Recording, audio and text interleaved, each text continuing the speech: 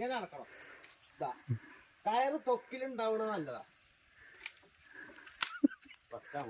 തൊക്കിലും പോയാ നല്ല ചേരുന്ന തോടിന്റെ കോല നോക്കി നീക്കൊക്കെ വീണൊന്ന് ക്ലീൻ ചെയ്യാം. എന്നാളത്തെ പോലത്തെ വീഡിയോ നല്ല റീച്ച് ആവും.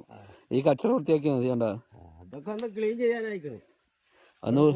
പ്ലാസ്റ്റിക്കിന്റെ കുപ്പി വേണ്ടിയവർക്ക് ഇവിടെ വന്നിട്ട് ശേഖരിക്കാം. ഇവിടെ വന്ന് ശേഖരിക്കാം. നല്ല പൈസ കിട്ടും. അങ്ങനെ മുതലായവ എല്ലാതുണ്ട്. അത്യാവശ്യം സാധനങ്ങൾ ഇവിടുന്ന് കളക്ട് ചെയ്യാം. സാധനങ്ങളുണ്ട്. വീട്ടിലേക്ക് ഒരു അടുക്കളക്കുള്ള എല്ലാതുണ്ട്. ഒരു ഇത് അത്യാവശ്യ സാധനങ്ങളെല്ലാം ഇവിടുന്ന് കിട്ടുമല്ലേ. വാഷിംഗ് മെഷീനും ഫ്രിഡ്ജും ഇല്ലാന്നുള്ളു. ബാക്കിയെല്ലാം ഉണ്ട്. ബാക്കിയെല്ലാം ഇത് തോട്ടിലാ കൊടുത്തിട്ടേ എത്ര പറഞ്ഞാലും കേൾക്കില്ല. സുചിത്ര കേരളം എന്നൊക്കെ പറയും. പക്ഷെ ഇത് അസദ്ധി കേരളായി. ഇത് എരപ്പായി.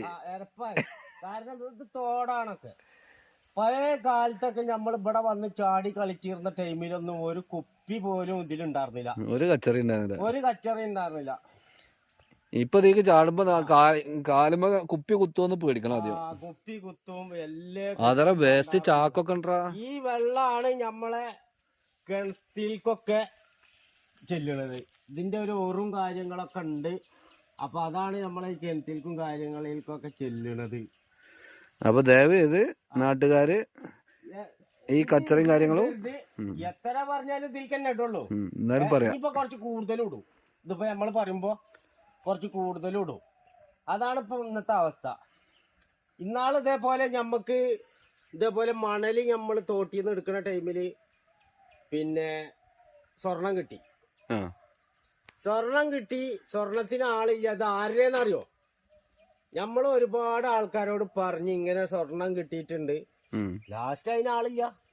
ഞങ്ങളെടുത്ത് 916 ആയിരുന്നു. പുതിയതാണ്. എവിടുന്ന ഒലിച്ചു വന്നതാ. ഇപ്പൊ സ്വർണം കിട്ടുകയാണെങ്കിലോ രക്ഷപ്പെട്ടിരുന്നു. ഇങ്ങനെ ഇനി ആരെങ്കിലും പഴയ കാലത്ത് രാജാക്കന്മാരൊക്കെ പോകുമ്പോ ഇതിന്റെ അണികള് ആരെങ്കിലും ഇവിടെ ഈ പൊന്തയിലൊക്കെ ഒളിപ്പിച്ച് വെച്ച സ്ഥലം ഉണ്ടെങ്കിൽ ഒന്ന് പറഞ്ഞു ആൾക്കാരൊന്ന് ജീവിച്ചിരിപ്പുണ്ടെങ്കിൽ എവിടെയെങ്കിലും വെച്ചിക്കണ് എന്നുണ്ടെങ്കിൽ ഒന്ന് പറഞ്ഞു തരിക. ഇതിന് ഈ സ്ഥലത്തിന് പറയാ പൂളക്കുണ്ട് എന്നാ പറയാ. കുറച്ച് അപ്പുറത്ത് കണ്ട് വിട്ട് കഴിഞ്ഞാൽ ചീർപ്പ് എന്നാ പറയാ. അതിന്റെ അപ്പുറത്ത് കണ്ട് വിട്ട് കഴിഞ്ഞാൽ കോതറോഡ്. പിന്നെ അതിന്റെ ഇടയ്ക്ക് കൊല്ലത്തളപ്പിലെ തായം എന്നൊക്കെ പറയും. അപ്പൊ പല പല രീതികളുണ്ട് ഇവിടെ ഈ തോടിന്. അപ്പൊ ഇതിലിപ്പോ വിശ്വസിച്ചിട്ട് നമുക്ക് മീൻ പിടിക്കാനോ മറ്റുള്ള കാര്യങ്ങൾക്കോ ഇറങ്ങാൻ പറ്റില്ല. കാരണം എന്താ വെച്ചിട്ടാ ഈ ജാതിയാണ് അവസ്ഥ. പൂരപ്പറമ്പിൽ ചോളം പരന്ന പോലെയാണ് ഇപ്പൊ ഇവിടെ ഈ കച്ചറകൾ കിടക്കുന്നത്.